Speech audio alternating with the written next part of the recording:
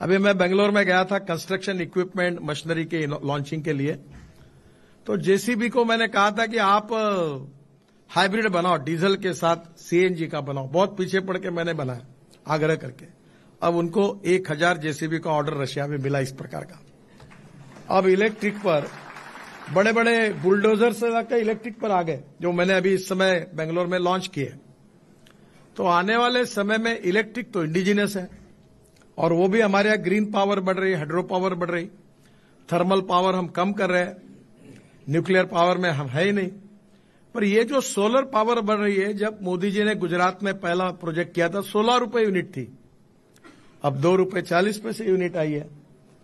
और आप अगर उम्मीद करोगे, आप अगर कंपैरिजन करोगे कि 1 लीटर पेट्रोल कितना एवरेज मिलता है और इलेक्ट्रिक चार्जिंग करने से कितने यूनिट में कितना एवरेज मिलता है, मुझे तो लगता है कि इतना बेनिफिट है कि बताने की जरूरत ही नहीं। जो एक बार लेता है, थोड़ा कैपिटल कॉस्ट कम हो जाएगी। और एक बात मैं आपको अनुरोध करूंगा कि मेरे पास टोयोटो की हाइब्रिड गाड़ी है, इनोवा फ्लेक्स इंजन पर। वो मैं उसको हाइड्रोजन की गाड़ी और इथेनॉल की गाड़ी और इलेक्ट्रिक की गाड़ी में ही घूमता हूं। तो मैं इसका प्रचार ही करता हूं, ये पेट्रोल डीजल वालों को देश से, जैसे अंग्रेजों को हमने भगाया था, ऐसे मैं तो मिशन के रूप में काम कर रहा हूं। तो ये जो गाड़ी है, ये 60%, 100% उसमें बायो इथेनॉल यूज होता है। इथेनॉल का रेट है 60 रुपए लीटर और पेट्रोल का 120 रुपए लीटर। इतनी सुंदर गाड़ी है, धुआं नहीं, पोल्यूशन नहीं, कुछ नहीं, कभी बंद नहीं पड़ी। ये पांडे जी बैठे हैं उसमें। अब वो गाड़ी जो है वो इथेनॉल डालकर 120 रुपए लीटर के पेट्रोल के बजाय 60 रुपए लीटर का इथेनॉल डालकर वो उसमें 60% बिजली पे चलती है और 40% इथेनॉल पर चलती है। तो पेट्रोल के तुलना में अगर एवरेज काउंट करेंगे तो पेट्रोल का रेट 25 रुपए लीटर आता है। और ये इथेनॉल हमारे देश में किसान बनाते हैं।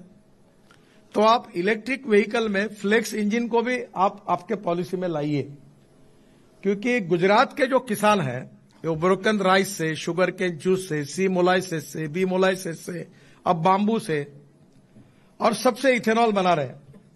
तो इथेनॉल विथ इलेक्ट्रिक, ये जो फ्लेक्स होगा, ये ग्राहकों के लिए भी सस्ता होगा, पोल्यूशन नहीं के बराबर है, ग्रीन फ्यूएल है, और ये भी 60% इलेक्ट्रिक है। और अभी बजाज, टीवीएस, हीरो, होंडा सबकी 2 व्हीलर भी फ्लेक्स इंजन पर तैयार हुई है।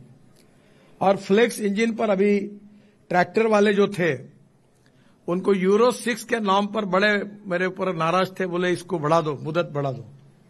मैंने बोला बढ़ा देता हूं, मेरी एक कंडीशन है। तो मैंने सबको बुला रखा है, मुझे लिख दो 1 साल के अंदर इलेक्ट्रिक ट्रैक्टर, फ्लेक्स इंजन का ट्रैक्टर, सीएनजी का ट्रैक्टर, एलएनजी का ट्रैक्टर, ये आप लॉन्च करोगे और मार्केट में लाओगे, ये लिख के दो। मैं यूरो 6 के नाम पर नहीं जाता, मैं रुक जाता हूं। उनने लिख के दिया। तो आने वाले समय में हमारे ट्रैक्टर भी उस पर कन्वर्ट होंगे। तो मेरा विश्वास है कि निश्चित रूप से ये जो हमारे देश में अल्टरनेटिव फ्यूएल और बायो फ्यूएल की अलायंस भी हुई G20 में, तो मेरा अनुरोध है कि इलेक्ट्रिक का ही है 60%, तो इसका भी इसमें आप जरूर विचार करिए।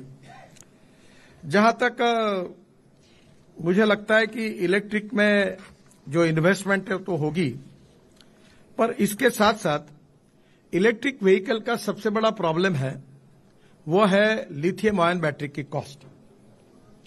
अभी इलेक्ट्रिक ट्रक भी बना, मैंने लॉन्च किया अभी बंगलोर में।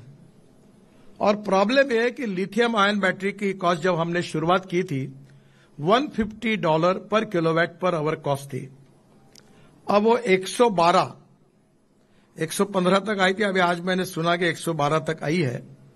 और मेरा दृढ़ विश्वास है कि आने वाले साल भर के अंदर ये कॉस्ट $100 पर किलोवाट पर आवर आएगी, तो पेट्रोल व्हीकल की और इसकी कीमत लगभग सेम हो जाएगी। और इसलिए आप काफी लोग लिथियम आयन बैटरी में और बैटरी केमिस्ट्री में लिथियम आयन के साथ zinc ion, sodium ion, aluminium ion, अलग अलग प्रकार की केमिस्ट्री हमारे आईआईटी में, हमारे रिसर्च में काफी डेवलप हो रही है। गुजरात में भी एल्यूमिनियम आयन पे भी काम हुआ है, तो मुझे लगता है जल्दी ही हमको इसमें सफलता मिलेगी। और जम्मू में आपको अब लिथियम आयन का स्टॉक भी मिला, जो वर्ल्ड का 6% है। और हम कोशिश कर रहे हैं, बीच में मैं कश्मीर गया था तो मैंने एलजी साहब को कहा था कि जल्दी इसका माइनिंग करो, क्योंकि हम 1200 टन ये लिथियम आयन हम इंपोर्ट करते हैं। अगर ये देश में होगा तो हम लोग आजू बाजू के किसी भी देश में जो कॉस्ट होगी उसकी तुलना में हम ज्यादा कॉम्पिटिटिव बनेंगे और वर्ल्ड का पूरा ई व्हीकल का मार्केट हम कैप्चर कर सकेंगे। मुझे बहुत खुशी हुई कि आपने डबल डेकर बस शुरू की। ये डबल डेकर बस पहले मुंबई में लॉन्च करने का मौका मुझे मिला। मैं हिंदुजा के पीछे बहुत लगा था। जब मैं लंदन गया था तब मैंने उनकी वहां इलेक्ट्रिक बस देखी, तो मैंने उनको कहा आप इंडिया में लाओ। और अभी जो मुंबई में हुई वो आपने यहां शुरू की, ताकि उससे कॉस्टिंग में और फायदा होगा। अब इलेक्ट्रिक लग्जरी बसेस आ रही है।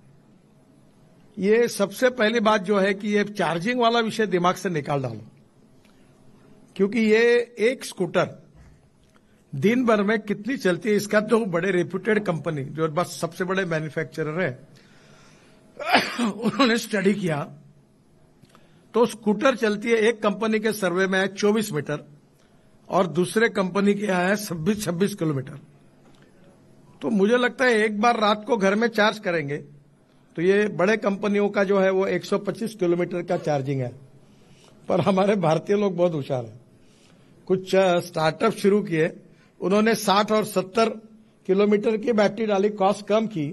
वो 1,40,000 में बेच रहे, वो बोल रहे हम 80,000 में, 70,000 में बेचेंगे और वो पॉपुलर हो गई। तो मेरा कहना यही है कि चार्जिंग की चिंता मत करिए। हम एनएचआई के तरफ से 670 रोड साइड एम्यूनिटीज बना रहे, जहां हमने चार्जिंग की व्यवस्था की है। और उसमें भी पहले मोबाइल में प्रॉब्लम रहता था कि ये कंपनी का चार्जर अलग, उस कंपनी का अलग, उसका अलग। तो वो भी व्यवस्था में यूनिफॉर्मेशन आ गया है और इसमें भी टेक्नोलॉजी बहुत तेजी से बदल रही है। इसलिए चार्जिंग की कोई, मुझे लगता है कि चिंता करने की कोई जरूरत नहीं है। एक बहुत इंपॉर्टेंट चीज है जो मैं आपको कहूंगा कि जैसे ई व्हीकल है, वैसे हम ropeway, cable car, funicular railway, sky bus. अभी मैंने एक प्रेजेंटेशन में एक बस देखी, डॉफलमेयर करके कंपनी, हवा में चलने वाली डबल डेकर बस, 200 लोग बैठते हैं। तो अभी क्या है, बेंगलोर में इतना ट्रैफिक जाम है और अब अहमदाबाद में कहां रोड विड्थ बढ़ोगे आप। तो बीच के एक पिलर पर लेकर पब्लिक ट्रांसपोर्ट ऑन इलेक्ट्रिसिटी, ये भी एक विषय जिसका आप जरूर विचार करिए। अभी मैं दिल्ली से जयपुर केबल डालकर ई हाईवे बनाने के लिए हम बातचीत चल रही है और मुझे तो लगता है बीओटी पे हो जाएगा।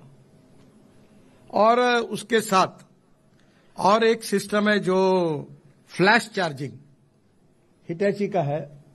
अब वो बाकी काफी है, यूरोप में भी अब आ रही, स्विट्जरलैंड में भी आई है कि एक जगह बस खड़ी हो जाएगी, 5 मिनट में चार्ज होगी, 80 किलोमीटर चलेगी। तो वो केबल डालने की जरूरत नहीं है। अभी मैं जेकोस्लोवाकिया में स्कोडा के फैक्ट्री में गया था, 3 बसेस एक जगह है और इलेक्ट्रिक पे चलती है। तो मुझे लगता है केवल सिटी के लिए नहीं, पर जैसे मुंबई से हम पूना तक जाते हैं, मुंबई से नासिक तक जाते हैं, या अहमदाबाद से हम उदयपुर तक जाते हैं, ऐसे रोड और एनएचआई के रोड बड़े बड़े बन गए। मेरा तो प्लानिंग है कि दिल्ली से मुंबई एक्सप्रेस हाईवे पर इलेक्ट्रिक केबल बने और इलेक्ट्रिक केबल में हमारे ट्रक इलेक्ट्रिक पे चले और एक ट्रक को 2 ट्रक पीछे में लगे और वो इलेक्ट्रिक पर चलेंगे। तो हमारी लॉजिस्टिक कॉस्ट वर्ल्ड में सबसे ज्यादा 16% है, 14 से 16%। चाइना की 8% है। अगर हम इलेक्ट्रिक पर आएंगे तो हमारी लॉजिस्टिक कॉस्ट 8% पे आएगी और 8% में आएंगी तो एक्सपोर्ट बढ़ेगा और प्रदूषण नहीं होगा। तो पहली बात तो आप ये जो पब्लिक ट्रांसपोर्ट के लिए जैसे इलेक्ट्रिक बसेस खरीद रहे हैं, वैसे पब्लिक ट्रांसपोर्ट के लिए आपके यहां हमने 12 रोपवे और केबल कार के प्रोजेक्ट पर हमने रिसीव किया, हम उस पर काम कर रहे हैं।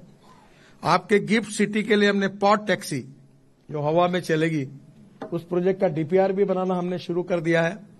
और मैं आपको ये कहूंगा कि इसके साथ इलेक्ट्रिक बस, केबल बस, क्योंकि ये जो इलेक्ट्रिक बस हम जो खरीद रहे हैं, जो महेंद्र पांडे जी जिसके लिए काफी सब्सिडी देते हैं, उसमें लिथियम अभी वो भी बंद करने के मूड में है धीरे धीरे।